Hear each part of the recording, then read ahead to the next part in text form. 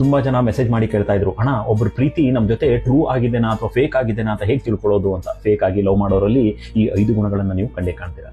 ಮೊದಲನೇ ಗುಣ ಚಂಚಲವಾದ ಪ್ರೀತಿ. ಇವರ ಪ್ರೀತಿ ಒಂದೇ ರೀತಿಯಲ್ಲಿ ಇರೋದಿಲ್ಲ. ಅವರು ಮೂಡ್ ಚೆನ್ನಾಗಿದ್ದಾಗ ನಗ್ನಗ್ತಾ ಮಾತಾಡ್ತಾ ಇರ್ತಾರೆ, ಮೂಡ್ ಸರಿ ಇಲ್ಲ ಅಂತಂದ್ರೆ ನೀವ್ಯಾರು ನಾವ್ಯಾರು ಅನ್ನೋ ರೀತಿಯಲ್ಲಿ ಇರ್ತಾರೆ. ಇವರನ್ನ ಅರ್ಥ ಮಾಡ್ಕೊಳ್ಳೋದೇ ತುಂಬಾ ಕಷ್ಟ. ಇನ್ನು 2ನೇ ಗುಣ ಮ್ಯಾನಿಪುಲೇಟಿವ್. ಇವರು ನಿಮ್ಮ ಎಮೋಷನ್ಸ್ ಗಳ ಜೊತೆಗೆ ಆಟ ಆಡ್ತಾ ಇರ್ತಾರೆ. ತಪ್ಪು ಅವ್ರದೇ ಇದ್ರೂ ಕೂಡ ಆ ತಪ್ಪನ್ನ ನಿಮ್ಮ ಮೇಲೆ ಹೊರಿಸಿ ನಿಮ್ಗೆ ಗಿಲ್ಟ್ ಫೀಲ್ ಮಾಡಿಸ್ತಾ ಇರ್ತಾರೆ.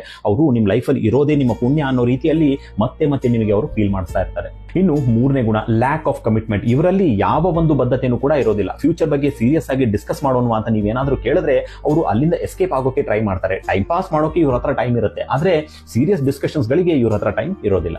ಇನ್ನು 4ನೇ ಗುಣ ಸೆಲ್ಫ್ ಸೆಂಟರ್ಡ್. ಇವ್ರ ಎಲ್ಲಾ ಮಾತುಗಳು ವಿಚಾರಗಳು ಅವ್ರ ಸುತ್ತಾನೆ ಇರುತ್ತೆ. ನಿಮ್ಮ ಭಾವನೆಗಳಿಗೆ, ನಿಮ್ಮ ಆಸೆಗಳಿಗೆ, ಆಕಾಂಕ್ಷೆಗಳಿಗೆ ಅವರಲ್ಲಿ ಯಾವ ಇಂಪಾರ್ಟೆನ್ಸ್ ಕೂಡ ಇರೋದಿಲ್ಲ. ಇನ್ನು 5ನೇ ಗುಣ ಡಿಸ್ಆನೆಸ್ಟಿ. ಪದೇ ಪದೇ ಸುಳ್ಳನ್ನ ಹೇಳೋದು. ರಿಲೇಶನ್ಶಿಪ್ ಅಲ್ಲಿ ಟ್ರಾನ್ಸ್ಪರೆನ್ಸಿ ಇರಬೇಕು ಅನ್ನೋದು ಇವರಿಗೆ ಅರ್ಥನೇ ಆಗೋದಿಲ್ಲ. ವಾಸ್ತವದಲ್ಲಿ ಇವ್ರು ಹೇಳೋದೇ ಒಂದು, ನಿಮ್ ಜೊತೆ ನಡ್ಕೊಳ್ಳೋದೇ ಮತ್ತೊಂದು ಅನ್ನೋ ರೀತಿಯಲ್ಲಿ ಇರ್ತಾರೆ. ಒಬ್ಬ ವ್ಯಕ್ತಿಯ ಪ್ರೀತಿಯನ್ನು ಗುರುತಿಸಬೇಕು ಅಂತಂದ್ರೆ ಕೇವಲ ಅವರ ಮಾತುಗಳ ಮೇಲೆ ಅವರ ಪ್ರೀತಿಯನ್ನು ಗುರುತಿಸೋಕೆ ಹೋಗಬೇಡಿ. ಅವರ ಆಕ್ಷನ್ಸ್ ಗಳಿಂದ, ಅವರ ನಡವಳಿಕೆಯಿಂದ ಅವರ ಪ್ರೀತಿಯನ್ನ ಗುರುತಿಸೋಕೆ ಟ್ರೈ ಮಾಡಿ. ಯಾರಿಗಾದ್ರೂ ಸಹಾಯ ಆಗುತ್ತಂದ್ರೆ ಈ ವಿಡಿಯೋ ಫಾರ್ವರ್ಡ್ ಮಾಡೋದನ್ನ ಕೂಡ ಮರಿಬೇಡಿ. ಎಲ್ರಿಗೂ ಒಳ್ಳೇದಾಗ್ಲಿ. ಶುಭ ದಿನ.